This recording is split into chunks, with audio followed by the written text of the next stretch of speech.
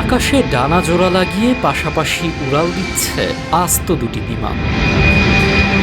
প্রথম দেখায় এমন বিভ্রান্তি তৈরি হলেও ৩৮৫ ফুট চওড়া বিশাল ডানার এই কাঠামো জোড়াতালি দেওয়া কোনো কিছু নয়।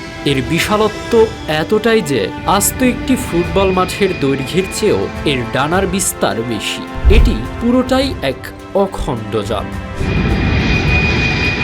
সবচেয়ে আশ্চর্যের বিষয় হলো এর শরীর দুটি হলেও মগজ মাত্র একটি। ডান দিকের অংশে বসে পাইলট গোটা যন্ত্রটিকে নির্দেশ দেন, আর বাম দিকের বিশাল অংশটি ভেতর থেকে একেবারেই ফাঁকা, যেখানে কোনো মানুষের অস্তিত্ব নেই, যার একমাত্র কাজ ওড়ার সময় ওজনের নিখুঁত ভারসাম্য ধরে রাখা।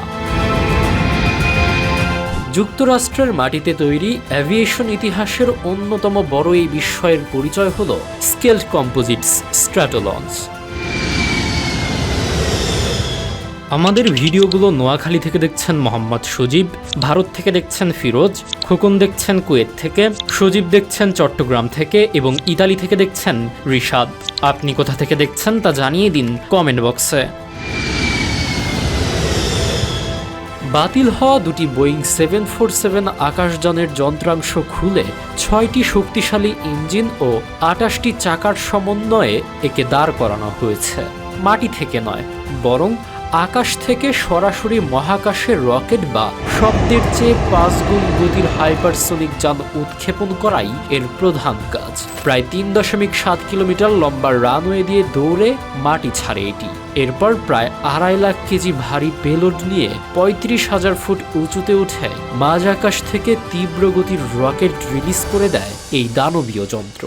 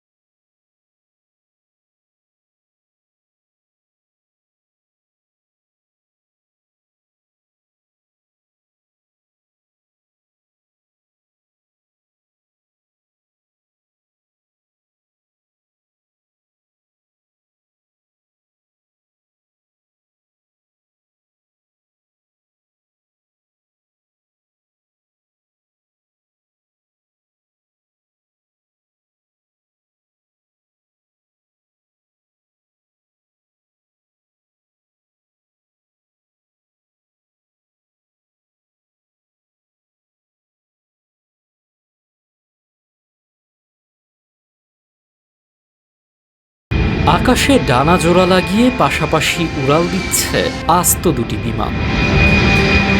প্রথম দেখায় এমন বিভ্রান্তি তৈরি হলেও ৩৮৫ ফুট চওড়া বিশাল ডানার এই কাঠামো জোড়াতালি দেওয়া কোনো কিছু নয়। এর বিশালত্ব এতটাই যে আস্ত একটি ফুটবল মাঠের দৈর্ঘ্যের চেয়েও এর ডানার বিস্তার বেশি। এটি পুরোটাই এক অখণ্ড যান। সবচেয়ে আশ্চর্যের বিষয় হলো এর শরীর দুটি হলেও মগজ মাত্র একটি। ডান দিকের অংশে বসে পাইলট গোটা যন্ত্রটিকে নির্দেশ দেন, আর বাম দিকের বিশাল অংশটি ভেতর থেকে একেবারেই ফাঁকা, যেখানে কোনো মানুষের অস্তিত্ব নেই, যার একমাত্র কাজ ওড়ার সময় ওজনের নিখুঁত ভারসাম্য ধরে রাখা।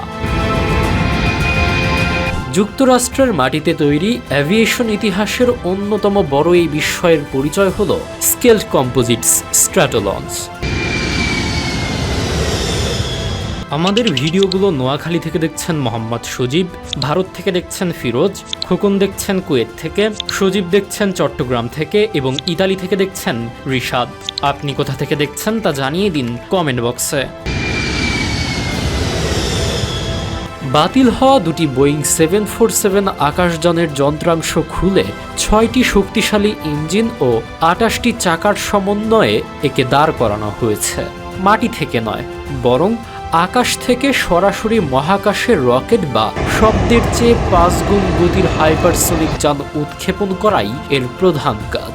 প্রায় 3.7 কিলোমিটার লম্বা রানওয়ে দিয়ে দৌড়ে মাটি ছাড়ে এটি। এরপর প্রায় 2.5 লাখ কেজি ভারী পেলোড নিয়ে 35,000 ফুট উঁচুতে উঠে মাঝ আকাশ থেকে তীব্র গতির রকেট রিলিজ করে দেয় এই দানবীয় যন্ত্র।